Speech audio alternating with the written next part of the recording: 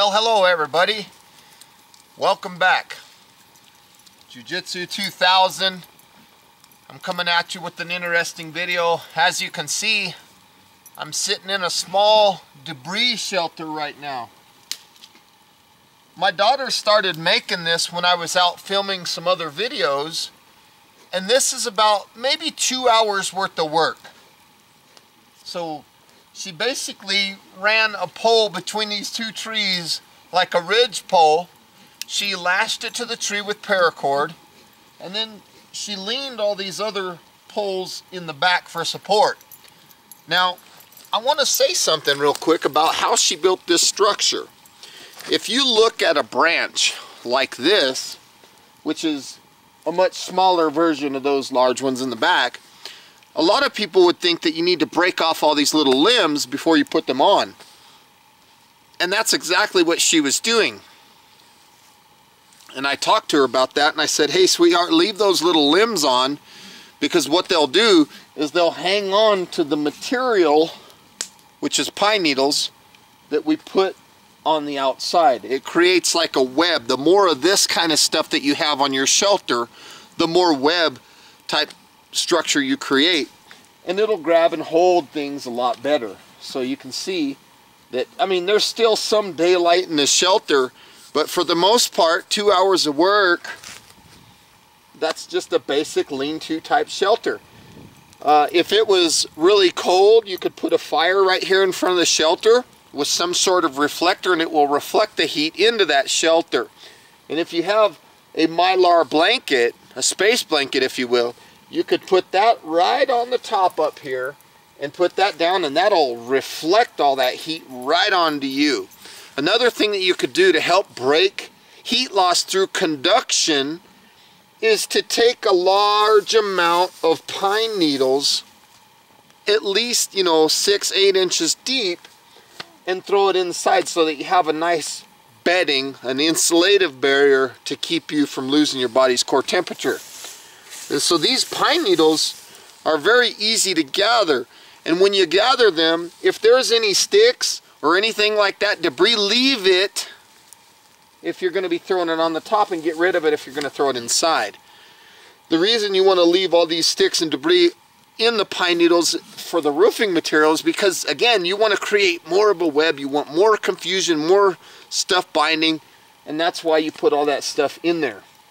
So again, folks, I want to say thank you for checking me out on this debris shelter. It started with just her messing around, and it turned out into being a really good thing. So I'm going to take the camera and I'm going to show you inside a little bit, and I'll take you around and show you the outside. This was, again, folks, something that we just started in just for fun. So you can see inside. And when you get in there, we only have about 6, maybe 7 inches of pine needles, so we need to go much, much thicker. But even in there right now, the way it sits right now, which is not even close to being done, the temperature inside right now is still much warmer, because if you have any kind of wind coming, that's what we refer to as convection, and the heat loss is stopped through convection. Now you can see right there, there's a little hole. So we need to focus on that area a little bit. Any spots where you can see daylight through the shelter, we need to fix. So like all this stuff down here by my feet, all these pine needles, we can gather this up and just throw it loosely on the top. Again, folks, this was only about 2 hours of work. It didn't take us long to get this far. And in a survival situation, a shelter like this could be the difference between life and death. Literally, no joke. So I'm going to go in there real quick, and I'm going to show you what it looks like, again, from being inside. You have plenty of room to lay down. You want your feet to be lower than your head. If you ever lay down upside down, as I call it, with your head lower than your feet, and you go to bed like this, you're going to wake up with a very bad headache.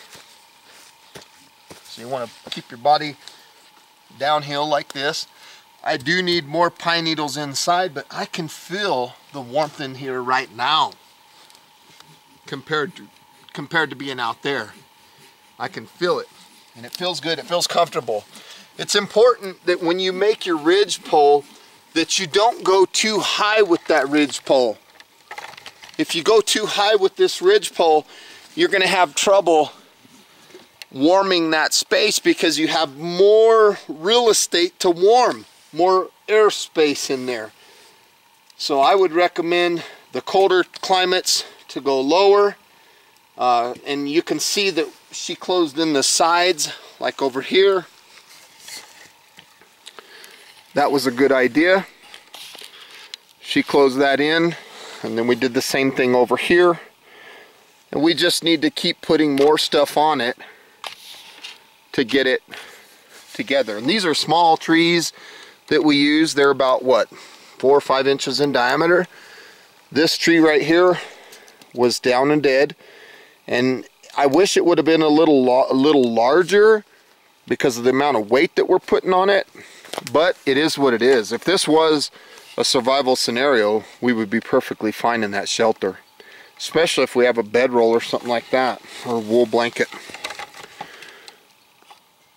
So folks, I want to say thank you for joining me today on checking out our little simple debris shelter that my daughter worked on. I helped her a little bit, but honestly the credit goes to her. I think it turned out really nice, and it could definitely save your life. So I hope you got some good useful information out of this video. Please feel free to leave your comments down below. Like this video, share this video, and if you like the content that you see on the channel, please subscribe. We'd love to have you. And until next time, get out in the woods and play with these primitive shelters. They're fun. You can definitely feel the warmth inside. No doubt about it. Thanks for watching. Bye-bye.